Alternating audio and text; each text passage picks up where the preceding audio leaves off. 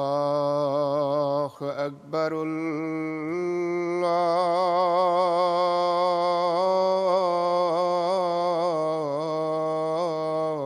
الله أكبر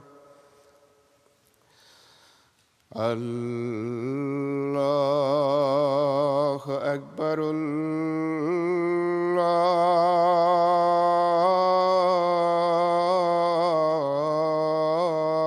الله أكبر أشهد أن لا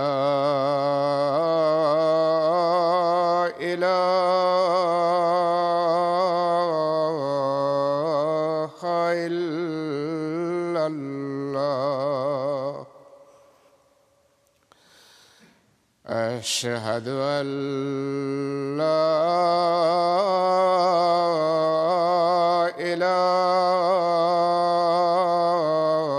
إله إلا الله أشهد أن محمدًا رسول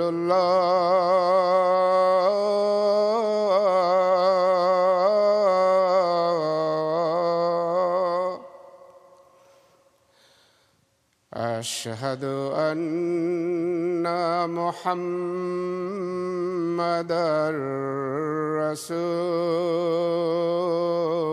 رسول الله حي على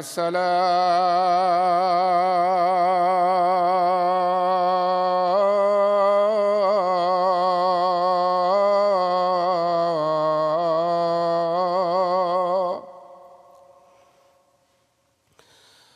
حي على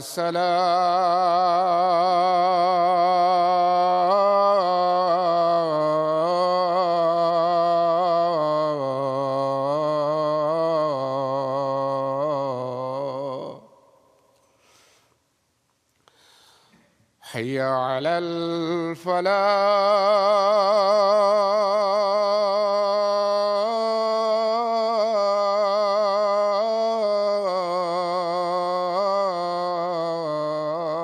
الفلاح حي على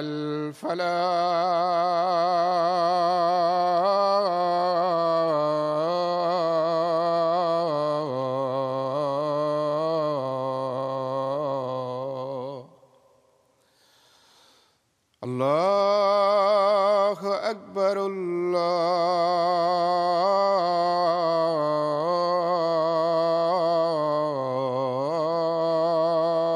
الله أكبر لا إله إلا الله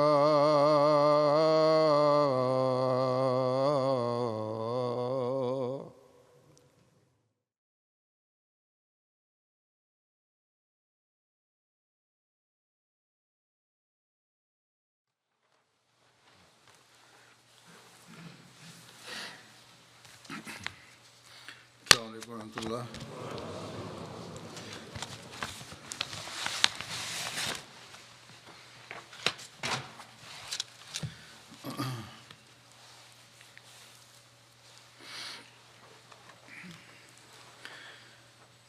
أشهد أن لا إله إلا الله وحده لا شريك له وأشهد أن محمدًا عبده ورسوله أما بعد فأعوذ بالله من الشيطان الرجيم بسم الله الرحمن الرحيم الحمد لله رب العالمين الرحمن الرحيم مالك يوم الدين إياك نعبد وإياك نستعين اهدنا الصراط المستقيم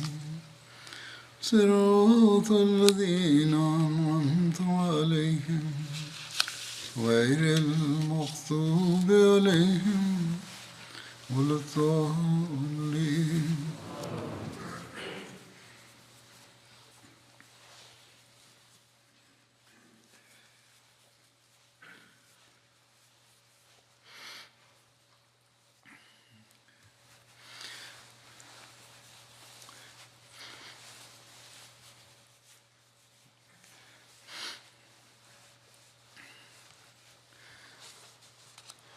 हज़रत सल्लल्लाहु अलैहि वसल्लम Saya akan menjelaskan के हवाले से mengenai berbagai ghazwah atau pertempuran आपकी शख्सियत के पहलू yang diikuti oleh Yang Mulia Rasulullah SAW, इन हालात में yang mana tampak kepada kita सामने आता है.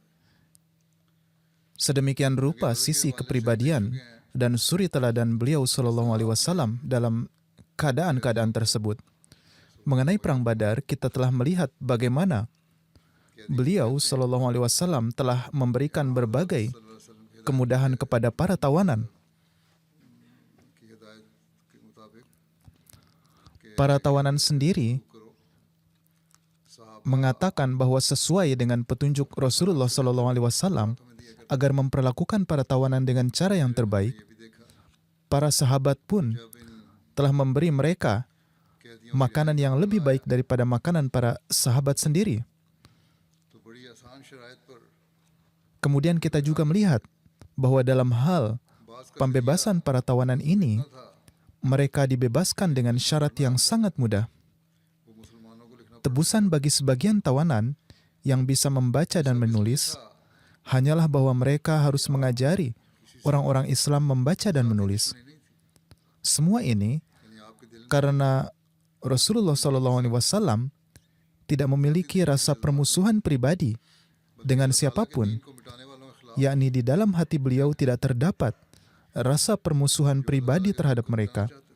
Justru peperangan yang dilakukan itu adalah untuk melawan orang-orang yang hendak menghapuskan agama Allah Ta'ala. दुश्मन की तरफ से Peperangan itu dilakukan untuk menghadapi mereka yang ingin menghapuskan agama Allah Ta'ala. Sebagian orang ikut serta dari pihak musuh karena kondisi keterpaksaan mereka. Ada banyak contoh seperti itu. Mereka tidak menghendaki berperang dengan kaum muslimin, namun mereka terpaksa melakukannya. Beliau SAW telah memberikan begitu banyak kemudahan bagi mereka. उसूलों को वायद मुकर्रर फरमाए. Belakangan banyak dari antara mereka juga yang masuk Islam. Kemudian beliau SAW menetapkan prinsip-prinsip dan aturan-aturan perang, आजकल की दुनिया की membuat perjanjian-perjanjian dan mengamalkan hal-hal itu semaksimal mungkin. Tidak seperti dunia saat ini yang banyak membuat aturan namun tidak ada pengamalan, bahkan menerapkan standar yang ganda. Quran करीम के अहकाम Kehidupan beliau SAW adalah tafsir dari perintah-perintah Al-Quran yang berupa amalan yang menjelaskan prinsip-prinsip dasar penegakan perdamaian. बुनियादी असूल बयान Sebagaimana Allah Ta'ala berfirman di satu tempat, Ya ayyuhalladzina amanu, kunu qawwamina lillahi syuhada'a bil qisti, wa la yajrimannakum syana'anu qawmin ala alla ta'dilu, i'dilu huwa aqrabu littaqwa, wattaqullah innallaha khabirum bima ta'malun. Hai orang-orang yang beriman, jadilah kamu orang-orang yang teguh karena Allah dengan menjadi saksi yang adil. Dan janganlah kebencian suatu kaum mendorongmu bertindak tidak adil. Berlakulah adil, itu lebih dekat kepada takwa. Dan bertakwalah kepada Allah. Sesungguhnya Allah Maha Waspada dengan apa-apa yang kamu kerjakan. Alhasil, suri teladan beliau SAW meliputi setiap sisi dari ajaran ini dan menetapkan suatu standar yang tinggi. Sebagaimana yang telah saya sampaikan, yaitu bagaimana cara dan teladan beliau SAW dalam berbagai pertempuran, Berkenaan dengan itu, selain Perang Badar, saya juga akan menjelaskan berbagai pertempuran lainnya. Di antaranya juga adalah berbagai sariyah atau pertempuran, yakni pertempuran yang mana beliau SAW mengirimnya di masa kehidupan beliau, atau beliau SAW berangkatkan di bawah kepemimpinan sahabat yang beliau SAW telah tetapkan sebagai pemimpin pasukan. Bagaimanapun juga, ini adalah sejarah yang panjang, oleh karena itu mungkin diperlukan beberapa khutbah. Hari ini saya sedikit akan menjelaskan mengenai Perang Uhud. Sebagaimana peristiwa-peristiwa membuktikan, perang ini juga dimulai oleh musuh dan disebabkan oleh api permusuhan mereka, sehingga umat Islam harus keluar untuk berperang. Mengenai rinciannya tertulis bahwa perang ini terjadi pada hari Sabtu, yaitu di bulan Syawal tahun 3 Hijriah, 1 tahun setelah Perang Badar. Para ahli sejarah dan penulis biografi sepakat bahwa Perang Uhud terjadi pada bulan Syawal tahun 3 Hijriah. Namun ada juga pendapat yang berbeda bahwa perang ini terjadi pada tahun 4 Hijriah. Terdapat pendapat yang berbeda mengenai tanggal di bulan Syawal. Mayoritas mengatakan 7 dan 15 Syawal. Ibnu Ishaq, Ibnu Hisham, Ibnu Hazm, Tabari, dan lain-lain hanya mengutip pendapat 15 Syawal. Hazrat Rasulullah SAW berangkat dari Madinah Munawwarah pada hari Jumat setelah asar dan sampai di medan Perang Uhud sebelum matahari terbit pada hari Sabtu. Uhud adalah nama salah satu gunung di antara rangkaian pegunungan yang jaraknya sekitar 3 mil dari Madinah. Gunung Uhud berjarak sekitar 4 km sebelah utara Masjid Nabawi saat ini. Dikatakan bahwa saat ini pemukiman penduduk Madinah Munawwarah telah sampai hingga ke kaki gunung ini, bahkan tersebar di sekitarnya.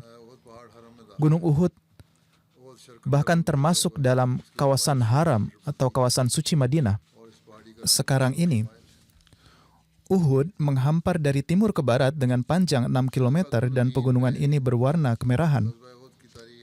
Dalam Sirat Khataman Nabiyyin, Hazrat Mirza Bashir Ahmad telah menjelaskan tanggal pertempuran Uhud adalah pada tanggal 15 Syawal tahun 3 Hijriah atau 31 Maret tahun 624.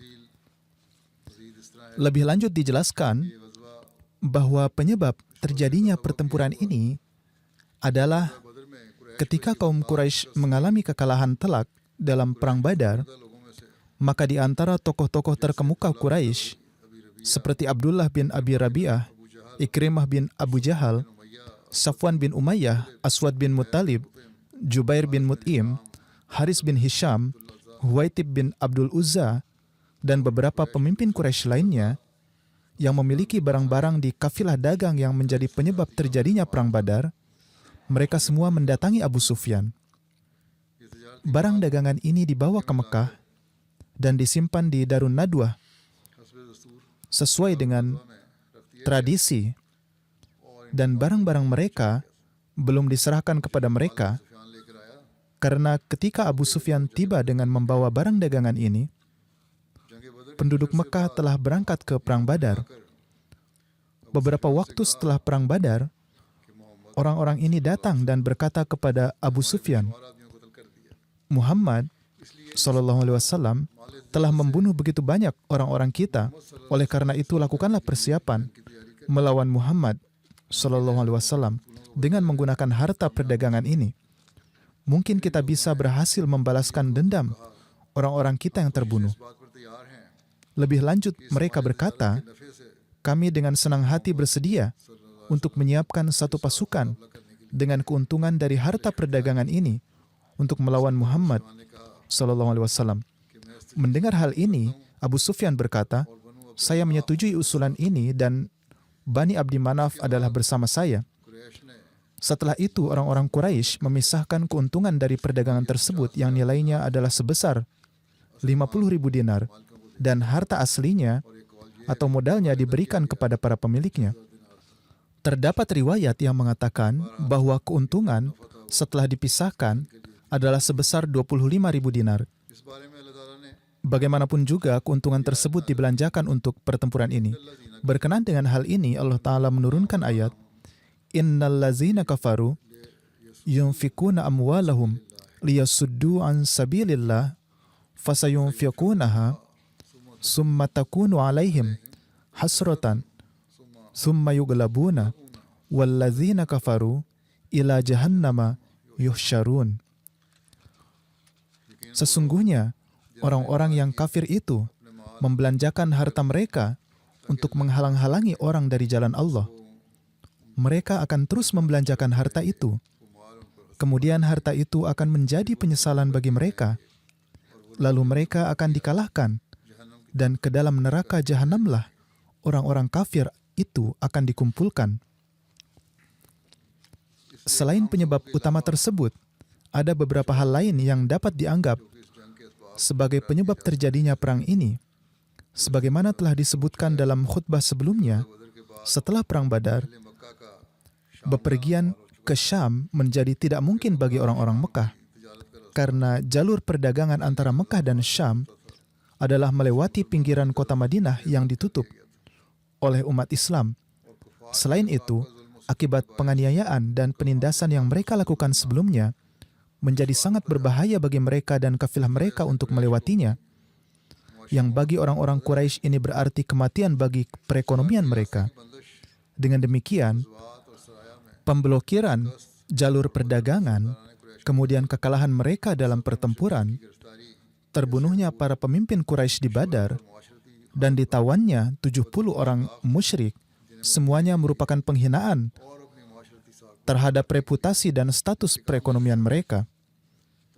Mereka ingin membalas dendam untuk menghapuskan hal ini dan mengembalikan kedudukan sosial mereka, sehingga pamor politik dan keagamaan orang-orang Quraisy Mekah yang telah terpuruk dapat dikembalikan.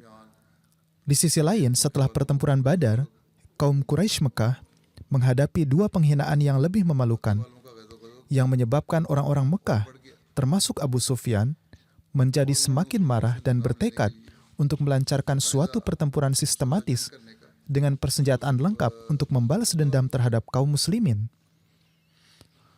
Oleh karena itu, salah seorang penulis menggambarkan salah satu penyebab terjadinya perang Uhud adalah bahwa kaum Quraisy telah gagal dalam beberapa pertempuran, dan karena itu perasaan duka dan dendam mereka menjadi semakin meningkat. Ia menulis bahwa Abu Sufyan yang membawa kafilah dagangnya kembali ke Mekah melalui jalur aman tanpa ikut serta ke medan Badar, ia harus terus-menerus menghadapi ejekan dari masyarakat Mekah. Ia bersumpah akan membalas dendam terhadap kaum muslimin dan telah meyakinkan kaum Quraisy bahwa ia akan pergi ke Madinah dan mengobarkan perang besar-besaran melawan kaum muslimin. Abu Sufyan pun menyiapkan pasukan sebanyak 200 orang untuk memenuhi sumpahnya dan sampai di Madinah. Namun ia tidak mempunyai keberanian untuk berperang terang-terangan dan melarikan diri dengan menebang beberapa pohon, membakar ladang, dan membunuh 2 orang. Pertempuran ini dinamakan Pertempuran Sawik. Saya juga telah menyampaikan hal ini dalam khutbah saya sebelumnya. Upaya yang dilakukan Abu Sufyan adalah agar masyarakat Mekah tidak mengejeknya di kemudian hari dengan mengatakan, "Kamu telah pulang meninggalkan kabilahmu di medan Badar."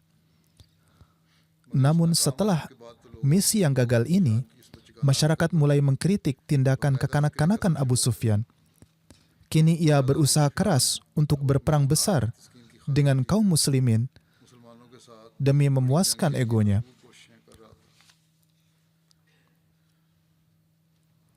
Sebagaimana yang telah saya sebutkan dalam khutbah sebelumnya mengenai kekalahan di Qaradah, setelah misi Abu Sufyan yang gagal melawan Madinah, orang-orang Mekah mengirimkan kafilah dagang dalam jumlah yang besar melalui rute yang berbeda ke Suriah yaitu melalui Irak. जिसमें सोने के Kafilah ini membawa perhiasan yang terbuat dari emas, barang-barang perak, dan barang-barang lainnya yang nilainya diperkirakan mencapai 100.000 dirham. करदा चश्मे पर उतर रहा था। Ketika kafilah ini sampai di mata air Karadah, Hazrat Zaid bin Harisah radhiyallahu an menghentikan kafilah Quraisy ini di perbatasan Madinah. तमाम माल इजाज़त Semua barang dan dagangan dirampas dari orang-orang Quraisy dan dibawa ke Madinah. Setelah kekalahan terparah dalam Perang Badar, peristiwa Karadah ini merupakan suatu penghinaan telak bagi masyarakat Quraisy. Yakni pada saat itu, letaknya यानी वो dekat dengan Madinah. करीबी था मदीने के उस इलाके उस वक्त। Dengan demikian, आतिश इंतकाम दो rasa haus mereka akan balas dendam menjadi bertambah 2 kali lipat. बहरहाल बहुत सी Alhasil, जिनकी वजह से कुफार peristiwa ini merupakan salah satu penyebab terjadinya Perang Uhud. Singkatnya, ada banyak alasan yang menyebabkan orang-orang kafir bersiap-siap untuk berperang. की शमूलियत की Oleh karena itu, kaum Quraisy mengundang suku-suku di sekitarnya untuk ikut serta yang rinciannya adalah sebagai berikut. Ketika mereka telah mengumpulkan cukup perbekalan untuk perang yang menentukan melawan Rasulullah Shallallahu Alaihi Wasallam, mereka memulai persiapan untuk tindakan selanjutnya. Crash तो बरसरे पे Kaum Quraisy sudah siap berperang, दो नवा के namun mereka menempuh cara berbeda agar suku-suku di sekitarnya turut serta. किसी के पास इंफरादी तौर पर Kepada sebagian suku, mereka mengirim orang-orang tertentu, dan kepada suku lainnya, mereka mengirim delegasi. गैरत व हमीयत Untuk tugas tersebut, mereka mengutus Amr bin Al-As, के लिए Jubair bin Abi Wahab, बैरा बिन अबी Wahab Abdullah bin Ziwarah, Musafih bin Abdi Manaf, बिन अब्द Manaf dan Abu Uzza Jumai. उज़ा जुमाई वगैरह को भेजा गया। Abu Uzza Jumai adalah वही था orang yang sama yang dibebaskan oleh Rasulullah SAW के कैदियों में से आज़ाद किया। dari tawanan Badar. उस वक्त उसने Saat itu ia berkata kepada Rasulullah SAW, "Wahai Muhammad SAW, aku mempunyai 5 anak perempuan, dan selain aku, mereka tidak punya orang lain yang bisa menghidupi mereka. Mohon maafkanlah aku." ये कि आज़ाद भी कर Rasulullah SAW tidak hanya memaafkannya, tetapi beliau मान भी किया। SAW juga tidak meminta tebusan apapun darinya. Ini adalah teladan mulia dari Rasulullah SAW. Pada saat itu, खुद के मौके ia bersumpah bahwa ia tidak akan pernah lagi berperang melawan Rasulullah SAW, इकराम के dan dia juga tidak akan membantu siapapun untuk melawannya. Namun menjelang pertempuran Uhud, Safwan bin Umayyah menjanjikannya hadiah dan imbalan. Karena itu ia melanggar sumpahnya dan mulai menghasut orang-orang Arab untuk berperang menggunakan syair-syair yang sangat provokatif. अहले तहामा और दूसरे को Para penyair pada masa itu berkeliling dan menghasut suku-suku tersebut. Mereka memprovokasi dengan mengingatkan akan masa lalu mereka dan kemudian mengajak mereka untuk bergabung. Banyak orang dari kabilah Kinanah dan penduduk Ti'amah yang setuju untuk bergabung dengan mereka. Mereka meyakinkan bahwa mereka siap untuk melancarkan serangan malam ke negeri Madinah. Mereka tidak hanya siap untuk melakukannya, tetapi mereka juga berpartisipasi secara aktif. Hazrat Abbas memberitahu Yang Mulia Rasulullah SAW tentang persiapan perang yang dilakukan oleh orang-orang kafir. Rinciannya adalah sebagai berikut. Hazrat Rasulullah SAW mengetahui tentang persiapan perang kaum Quraisy dan aktivitas mereka yang berlebihan dari paman beliau SAW, yaitu Hazrat Abbas yang berada di Mekah. Hazrat Abbas memberitahu Rasulullah SAW melalui surat yang beliau kirimkan melalui seorang pria dari Bani Ghifar. Beliau membayar orang tersebut untuk membawa surat itu dengan syarat dia harus melakukan perjalanan terus-menerus selama 3 hari untuk mencapai Madinah dan menyerahkan surat tersebut kepada Rasulullah SAW. Karena itu, ia melakukan perjalanan secara terus-menerus selama 3 hari 3 malam untuk mencapai Madinah dan menyampaikan surat tersebut. Saat itu Rasulullah SAW sedang berada di Kuba ketika ia menyampaikan surat tersebut Nabi SAW membuka segelnya dan meminta Hazrat Ubay bin Ka'ab untuk membacakan surat tersebut. Hazrat Ubay bin Ka'ab membacakan surat itu kepada Nabi SAW. Beliau meminta Hazrat Ubay untuk merahasiakan isi surat tersebut. Dalam salah satu riwayat disebutkan bahwa Rasulullah SAW pergi ke rumah Hazrat Sa'ad bin Rabi dan mengabarkannya tentang isi surat dari Hazrat Abbas. Beliau SAW kemudian berkata, "Saya hanya mengharapkan kebaikan, jadi tolong rahasiakan berita ini." Ketika Rasulullah SAW pergi dari rumah Hazrat Sa'ad, setelah itu istrinya lalu menanyakan apa yang telah disabdakan oleh Nabi SAW. Istrinya mendengarkan percakapan dari dalam. Hazrat Sa'ad berkata, "Apa kaitannya denganmu?" Ia berkata, "Saya telah mendengar semuanya." Ketika ia menyampaikan semua yang ia dengar kepadanya, Hazrat Sa'ad berseru, "Demi Allah, saya tidak menyangka Anda akan mendengarkan percakapan kami." Ia membawa istrinya menemui Nabi SAW lalu menjelaskan apa yang terjadi dan berkata, "Wahai Rasulullah SAW, saya khawatir kalau tersiar kabar kepada orang-orang dan Anda mengira saya telah membocorkan rahasia Anda yang Anda percayakan kepada saya." Sebagai jawabannya, Nabi SAW bersabda, "Baiklah, istrimu dimaklumi untuk hal ini." Hazrat Sa'ad pasti sudah memperingatkannya untuk tidak menyebarkannya. Di satu pihak, Rasulullah SAW mengambil tindakan pencegahan seperti ini. Sementara itu, orang-orang Yahudi dan orang-orang munafik di Madinah telah menyebarkan kabar bahwa Nabi SAW tidak menerima kabar baik apapun. Orang-orang Yahudi dan munafik menjadikannya kesempatan untuk mengejek dan memperlihatkan niat mereka. Jadi mereka menambahkan hal-hal palsu ke dalam kabar itu dan menyebarkannya secara luas.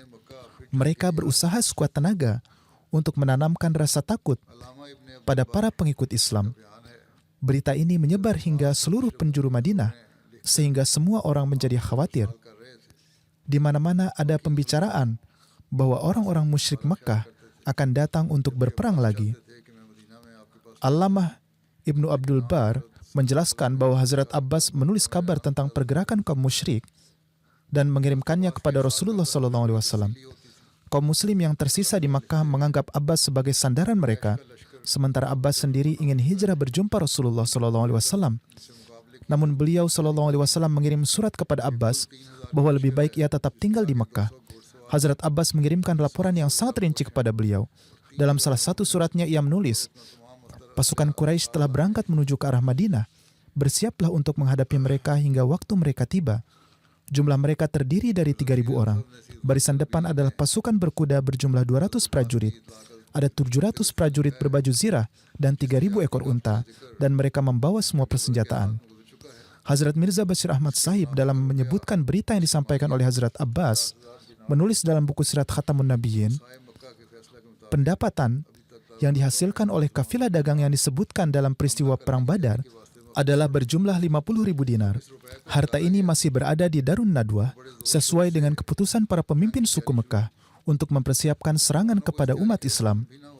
Kini harta ini telah dikeluarkan dan persiapan perang dimulai dengan segenap kekuatan dan usaha penuh. Seandainya tidak ada kewaspadaan dan tindakan pencegahan dari Rasulullah SAW, umat Islam tidak akan mengetahui persiapan ini dan pasukan kafir akan sampai di depan pintu umat Islam. Dengan kata lain, Rasulullah SAW dengan tegas meminta kepada paman beliau, Abbas bin Abdul Muttalib, yang di dalam hatinya bersama dengan Rasulullah SAW untuk tetap tinggal di Madinah dan akan memberitahukan kepada Rasulullah SAW perihal pergerakan kaum Quraisy. Oleh karena itu, dalam kesempatan ini juga, Abbas bin Abdul Muttalib mengutus seorang penunggang kuda cepat dari Bani Ghifar menuju Madinah seraya menjanjikannya upah yang besar untuk menyampaikan surat kepada Nabi SAW tentang niat kaum Quraisy. Lebih jauh lagi, beliau dengan tegas menekankan kepada utusan ini bahwa ia harus menyampaikan surat ini kepada Nabi SAW dalam waktu 3 hari. Kebetulan ketika utusan tersebut sampai di Madinah, Nabi SAW sedang pergi ke Kuba yang letaknya di pinggiran Madinah. Utusan itu menyusul beliau ke Kuba dan menyerahkan surat tersebut kepada beliau. Rasulullah SAW segera menyerahkan surat ini kepada juru tulis pribadi beliau, yaitu Hazrat Ubay bin Ka'ab Ansari, dan memerintahkannya untuk membacakan surat tersebut. ketika Hazrat Ubay membacakan surat itu, di dalamnya terdapat berita mengerikan bahwa pasukan Quraisy yang ganas sedang bergerak dari Mekah. Mendengar hal ini, Rasulullah SAW dengan tegas memerintahkan Hazrat Ubay bin Ka'ab untuk merahasiakan isi surat itu. Bagaimanapun, pasukan mereka telah berangkat. Rinciannya adalah bahwa pasukan Quraisy berangkat dari Mekah pada tanggal 5 Syawal, dan dalam pertempuran ini, panglima mereka adalah Abu Sufyan. Khalid bin Walid memimpin pasukan berkuda, dan pembawa benderanya adalah suku Banu Abduddar. Ada 3.000 tentara dengan membawa perisai dan tombak, mengenakan baju besi, dan menyandang busur dan anak panah, serta haus akan gejolak balas dendam. Mereka berangkat dari Mekah menuju Madinah untuk berperang melawan Rasulullah SAW. Di antara mereka, 2.900 orang adalah anggota suku Quraisy, budak-budak mereka, serta suku-suku lainnya, dan 100 orang laki-laki yang berasal dari suku Kinanah. Ada 700 prajurit berbaju besi, pasukan berkuda yang terdiri dari 200 tentara, dan ada 3.000 ekor unta seperti yang disebutkan sebelumnya, dan ini belum termasuk unta yang akan disembelih sebagai makanan untuk perjalanan. Mereka menabuh genderang dalam perjalanan dan banyak meminum minuman keras. Kemudian tertulis dalam salah satu kitab sejarah bahwa kaum Quraisy mencoba untuk membawa Hazrat Abbas bersama mereka ke medan perang, namun Abbas meminta tidak ikut dengan alasan kecerobohan pihak Quraisy terhadapnya selama perang Badar, sehingga ia ditangkap, dan tidak ada yang membantu membebaskannya.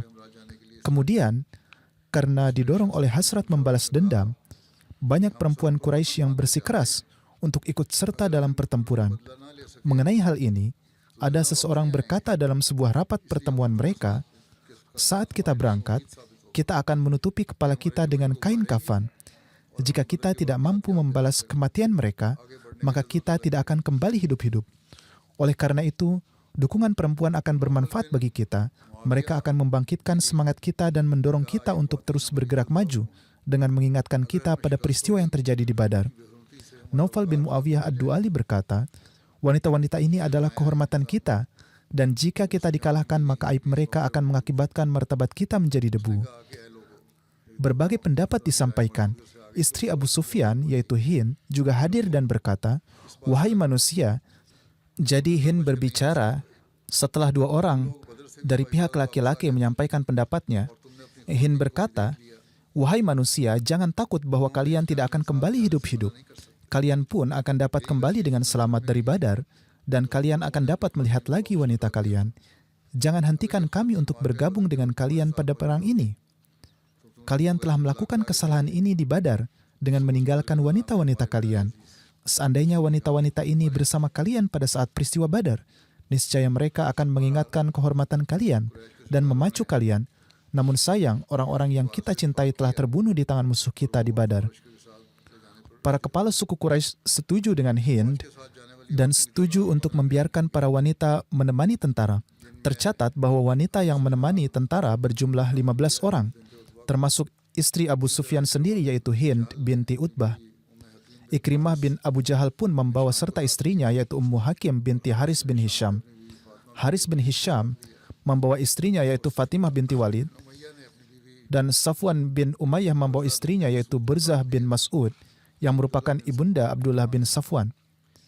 Ibnu Ishaq menyatakan bahwa Amr bin As berangkat bersama istrinya, yaitu Raita binti Munabbih.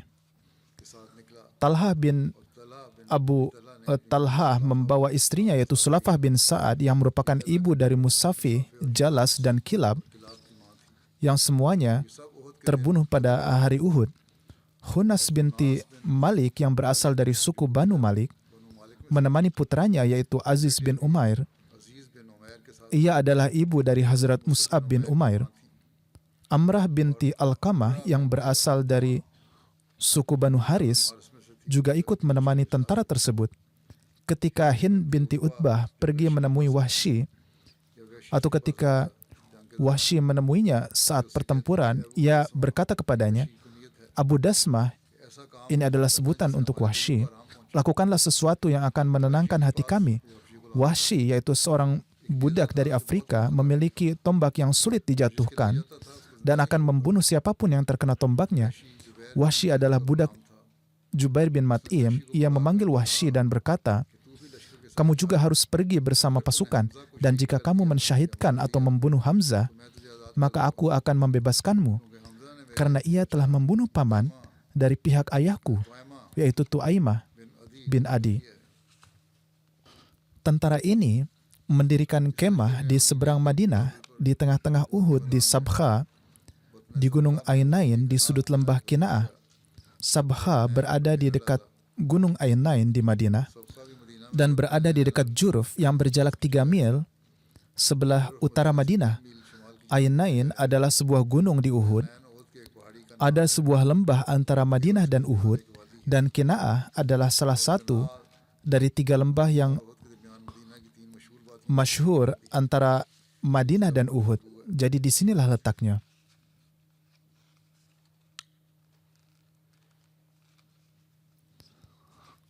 Mengenai rincian pertempuran tersebut, lebih lanjut tertera bahwa Hazrat Abbas memberitahu Rasulullah SAW tentang pasukan Quraisy, dan Amr bin Salim memberitahu Rasulullah SAW tentang orang-orang kafir yang meninggalkan Mekah. Abu Sufyan sangat marah ketika mengetahui hal ini. Apa yang terjadi adalah Amr bin Salim bersama beberapa rekannya berpisah dari pasukan Quraisy di Zitua dan dengan cepat mencapai Madinah dan memberitahu Nabi SAW tentang pergerakan pasukan Quraisy. Dalam perjalanan pulang, rombongan yang dipimpin oleh Amr bin Salim ini berhasil mendahului pasukan Abu Sufyan pada malam hari di Abwah. Dengan kata lain, disitulah tentara berada dan mereka melintasinya. Pagi harinya, Abu Sufyan berangkat kembali menuju Mekah. Di tengah perjalanan, Abu Sufyan mendapat informasi bahwa Amr bin Salim dan beberapa kawannya telah berangkat menuju Mekah pada malam harinya. Abu Sufyan dengan cemas berkata, aku bersumpah demi Tuhan bahwa dia pasti akan kembali setelah memberitahu Muhammad SAW tentang pergerakan kita. Ia telah memberitahu segalanya tentang kita, yaitu memberitahu Nabi SAW dan telah mengingatkannya. Sekarang kaum muslim sudah mempersiapkan diri mereka sendiri bahkan sebelum kedatangan kita. Dengan cara ini, kita tidak akan bisa menghabisi mereka dan kita tidak akan berhasil mencapai tujuan kita. Safwan bin Umayyah segera berkata, jika mereka tidak keluar dari benteng mereka ke medan perang untuk melawan kita, maka kita tidak perlu khawatir. Kita akan menebang kebun korma di Aus dan Khazraj, yang mana mereka tidak akan bisa bertahan tanpa ini. Mereka akan kehilangan semua kekayaan dan rezeki mereka. Dan jika mereka meninggalkan benteng mereka, yaitu Madinah, dan pergi ke padang gurun untuk berperang, maka tidak ada alasan untuk khawatir. Jumlah kita jauh lebih banyak daripada mereka. Dan tidak perlu ada perbandingan antara persenjataan kita dan persenjataan mereka. Mereka tidak punya kuda, sedangkan kita punya banyak kuda. Kita memiliki kekuatan untuk menimbulkan korban jiwa dan harta dalam pertempuran, sedangkan mereka tidak akan dapat berperang menghadapi kita dengan cara ini. Ia mengungkapkan pandangannya sendiri. Bagaimanapun, ketika mereka maju menuju Madinah, ketika kaum Quraisy berkemah di Abwah, Hind binti Utbah berkata kepada Abu Sufyan, kamu harus menggali kuburan ibu Muhammad SAW karena kuburannya ada di Abwah. Jika ia menangkap salah satu anak buahmu, maka kamu dapat mengirimkan anggota tubuhnya sebagai tebusan untuk setiap tawanan. Jadi ini adalah usulan yang sangat aneh dan sangat mengerikan. Abu Sufyan yang menyampaikan usulan ini kepada kaum Quraisy dengan mengatakan bahwa ini adalah saran yang telah disampaikan, yang kemudian ditanggapi oleh kaum Quraisy. Jangan lakukan jalan ini karena Bani Bakar akan menggali kuburan orang-orang kita. Ini adalah ide yang sangat berbahaya dan jangan menerimanya. Alhasil mereka menyembelih unta mereka dimanapun mereka berkemah. Para wanita menghasut mereka, memberikan gelas minuman keras, dan mereka akan memuji orang-orang yang telah mati, dan mereka akan meratapinya.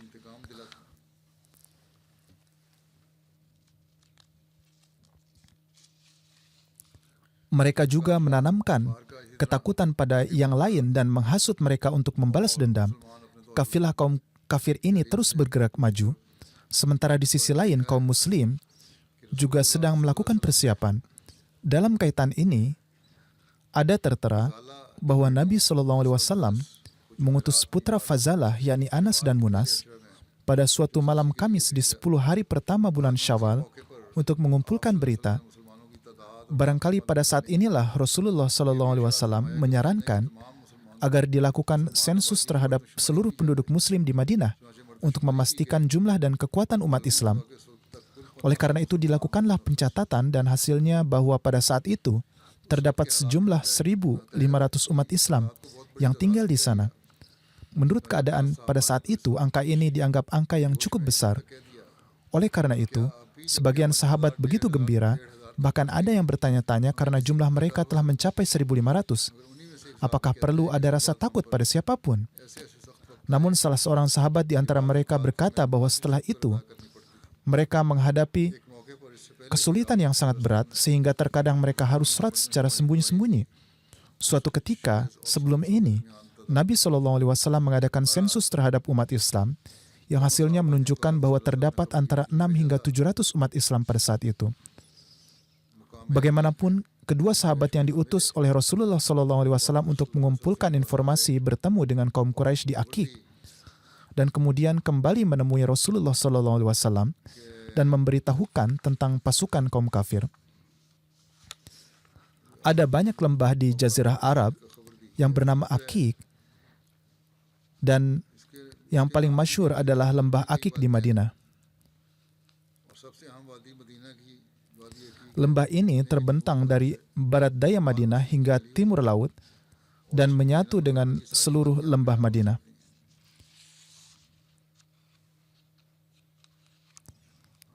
Alhasil keduanya datang dan memberitahukan bahwa pasukan kaum kafir telah meninggalkan unta dan kuda mereka di sebuah ladang di Urais. Urais adalah kebun kurma yang juga berjarak 3 mil dari Madinah. Mereka tidak meninggalkan tanaman hijau di sana karena semuanya telah digembalakan. Orang-orang kafir sampai di lembah Kina'ah pada hari Rabu dan unta-unta mereka merumput di tengah hijaunya lembah pada hari Kamis dan Jumat. Mereka tidak meninggalkan tanaman hijau apapun. Kemudian Rasulullah SAW juga mengutus Habab bin Munzir menuju mereka. Beliau melihat mereka lalu kembali dan menyampaikan perkiraannya mengenai jumlah dan perlengkapan mereka. Yang kemudian Rasulullah SAW bersabda, jangan memberitahukan kepada siapapun tentang kondisi mereka. Hasbunallah wa ni'mal wakil. Cukuplah Allah bagi kita dan sebaik-baik pelindung. Ya Allah, aku berkeliling bersamamu dan aku melancarkan serangan dengan engkau di sisiku.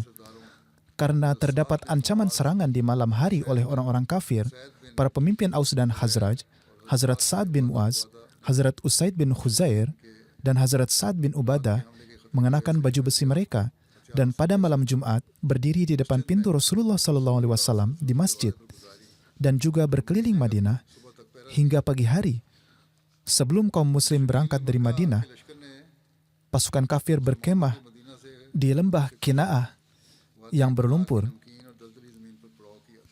Terdapat kebun-kebun kurma yang indah di timur, barat, dan selatan Madinah, dan untuk melewatinya dan menyerang sebuah kota sangatlah sulit karena pasukan hanya dapat maju satu persatu melalui kebun-kebun tersebut. Dengan cara ini, penyerang akan mudah dibunuh. Serangan hanya mungkin terjadi dari sisi utara. Oleh karena itu, kaum Quraisy berkemah di sisi utara dan barat. Penduduknya tidak terkonsentrasi di satu wilayah, melainkan tersebar di antara pegunungan di wilayah kota besar dan kecil. Beberapa suku telah membangun tempat tinggal di tanah dan kebun mereka, dan mereka juga telah membangun banyak bangunan 2 lantai, dan kapanpun ada ancaman, anak-anak dan perempuan akan dibawa ke tingkat atas bangunan tersebut. Setelah mengurus keluarga mereka, mereka akan melawan para penyerang. Sejarawan lain menulis bahwa tentara musuh menempatkan blokade di malam hari antara tentara Muslim dan Madinah, di mana terdapat orang-orang munafik, orang-orang Yahudi, mereka yang tidak diikutkan dari pertempuran, yaitu wanita dan anak-anak. Dalam menjelaskan rincian lebih lanjut mengenai hal ini, Hazrat Mirza Bashir Ahmad Sahib menulis, menjelang akhir Ramadan tahun 3 Hijriah atau awal Syawal, pasukan Quraisy berangkat dari Makkah. Banyak pejuang dari suku-suku Arab lainnya yang juga menjadi bagian dari tentara itu. Abu Sufyan adalah panglima tentara Makkah. Ini adalah pasukan yang terdiri dari 3.000 orang, di antaranya 700 prajurit mengenakan baju besi, dengan sarana transportasi yang juga memadai. Ada 200 kuda dan 3.000 unta. Perlengkapan perang juga lebih dari cukup. Beberapa wanita juga ikut serta. Di antaranya Hind, istri Abu Sufyan, istri Ikramah bin Abu Jahal, Safwan bin Umayyah, dan lain-lain juga hadir. Menurut adat Arab kuno, para wanita ini membawa serta alat musik mereka sehingga mereka dapat menyanyikan bait-bait motivasi dan menabuh genderang untuk membangkitkan semangat orang-orang mereka. Setelah menempuh perjalanan sekitar 10 atau 11 hari, pasukan Quraisy ini sampai di dekat Madinah, kemudian berputar ke utara Madinah dan berhenti di dekat Gunung Uhud. Ladang hijau subur di Urais terletak di dekatnya, yaitu tempat hewan-hewan Madinah merumput, dan beberapa peternakan juga dilakukan di sini. Terlebih lagi, kaum Quraisy menyerbu padang rumput ini dan mendatangkan malapetaka di dalamnya sepuasnya. Ketika Rasulullah SAW menerima kabar dari para informan beliau bahwa pasukan Quraisy telah sampai di dekatnya, maka beliau mengirim seorang sahabat bernama Hazrat Habab bin Munzir radhiyallahu an untuk memperoleh informasi mengenai jumlah dan kekuatan musuh. Selain itu, Rasulullah SAW juga menekankan bahwa jika kekuatan musuh lebih besar daripada kekuatan mereka sendiri dan umat Islam berada dalam bahaya, seperti disebutkan sebelumnya, Hazrat Habab tidak boleh mengumumkan berita ini secara terbuka setelah dia kembali. Sebaliknya, ia harus menyampaikan berita ini secara pribadi, sehingga tidak ada yang berkecil hati. Habab radhiyallahu an diam-diam pergi dan kembali dengan keahlian luar biasa dalam waktu singkat. Dengan menyampaikan laporannya segera kepada Rasulullah SAW. Berita kedatangan tentara Quraisy pun tersebar ke seluruh Madinah. Serangan mereka terhadap Quraisy juga telah diketahui secara luas. Meskipun masyarakat luas belum diberi pengetahuan secara rinci mengenai pasukan kafir, namun malam itu di Madinah adalah malam yang sangat menakutkan dan berbahaya. Para sahabat yang terpilih menjaga rumah Nabi SAW sepanjang malam. Ketika sedang diadakan musyawarah untuk persiapan perang Uhud, Nabi SAW bersabda, "Tadi malam aku bermimpi ada seekor sapi yang sedang disembelih. Aku pun melihat ada lekukan pada bilah pedangku yaitu Zulfikar." Menurut salah satu riwayat diriwayatkan bahwa Rasulullah SAW bersabda bahwa gagang pedang beliau telah patah, dan dalam riwayat lain diriwayatkan bahwa beliau bersabda bahwa retakan telah muncul di dekat gagang pedang beliau yaitu Zulfikar. Kedua hal tersebut mengarah pada bencana. Saya kemudian melihat bahwa saya telah memasukkan tangan saya ke dalam pakaian besi yang aman dan kuat. Menurut riwayat lain diriwayatkan bahwa Rasulullah SAW bersabda bahwa beliau mengenakan baju besi yang kuat. Para sahabat bertanya kepada Nabi SAW bagaimana beliau menabirkan mimpi ini. Nabi SAW bersabda, "Adapun sapi, ini menandakan bahwa sebagian sahabatku akan syahid." Menurut riwayat lain, Nabi SAW bersabda, "Penyembelihan sapi menunjukkan bahwa sebagian dari kita akan mati syahid. Adapun jika pedangku dipatahkan, itu berarti ada salah satu anggota rumah tangga atau keluargaku yang akan dibunuh." Menurut riwayat lain, diriwayatkan sebagai berikut.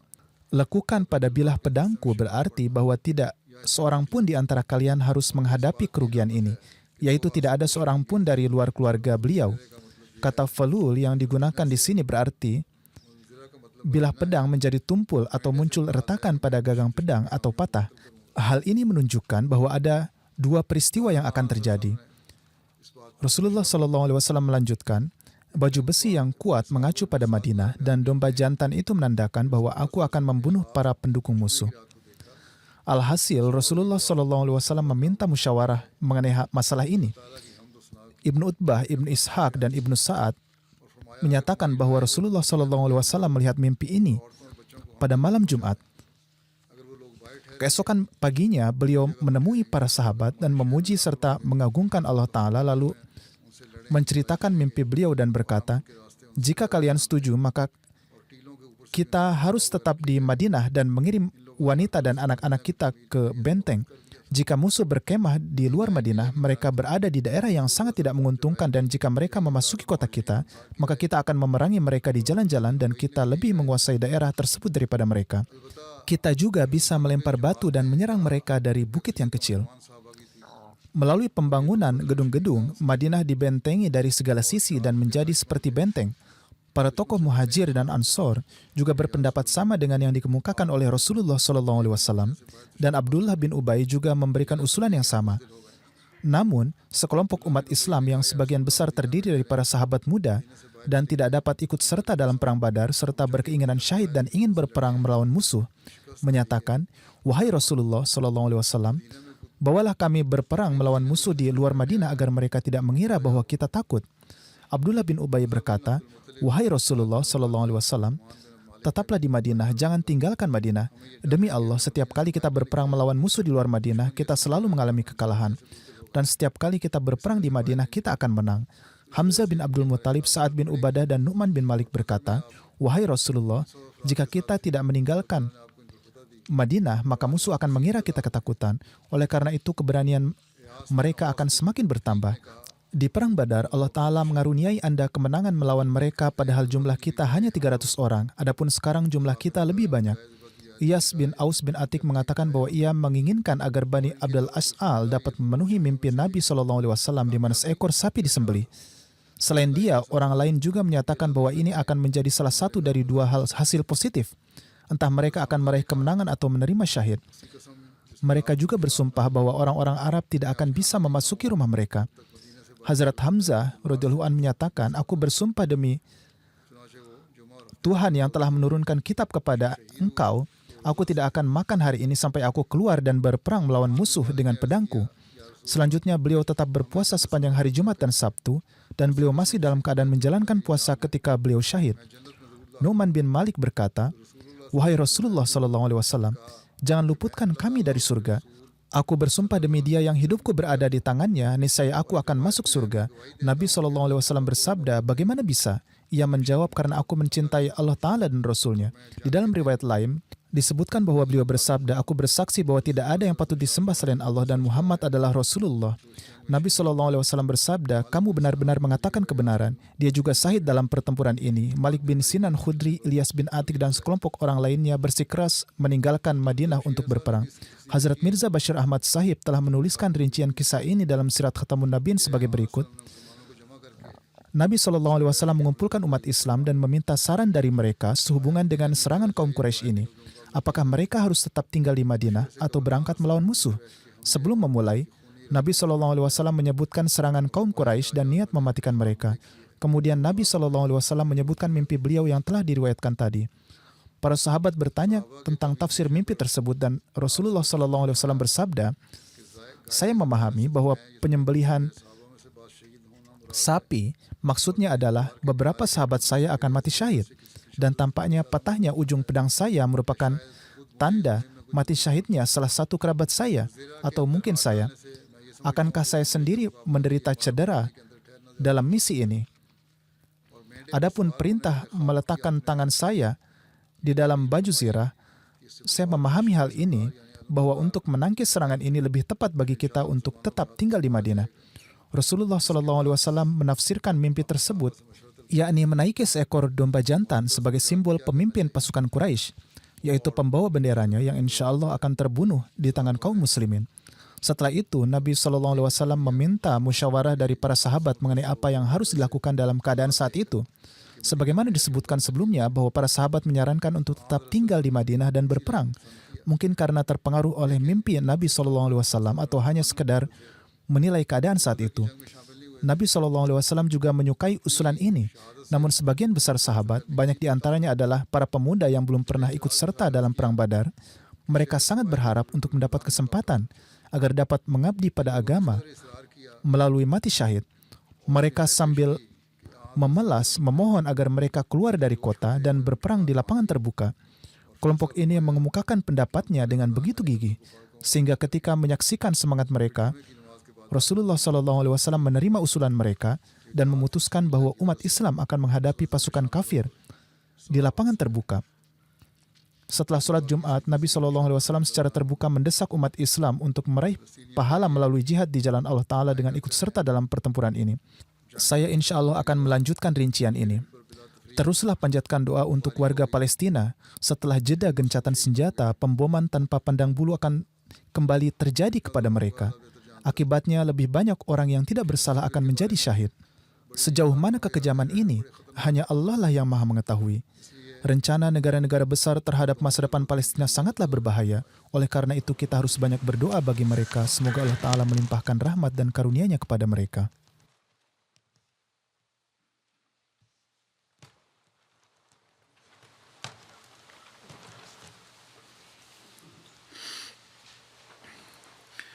Alhamdulillah nahmaduhu wa nasta'inuhu wa nastaghfiruhu wa nu'minu bihi wa natawakkalu alayhi wa na'udzu billahi min shururi anfusina wa min sayyiati a'malina man yahdihillahu fala mudilla lahu ومن يضلل فلا هادي له ونشهد أن لا إله إلا الله ونشهد أن محمدا عبده ورسوله عباد الله رحمكم الله إن الله يأمر بالعدل والإحسان وإيتاء ذي القربى وينهى عن الفحشاء والمنكر والبغي يعظكم لعلكم تذكرون اذكروا الله يذكركم وادعوه يستجب لكم ولذكر الله أكبر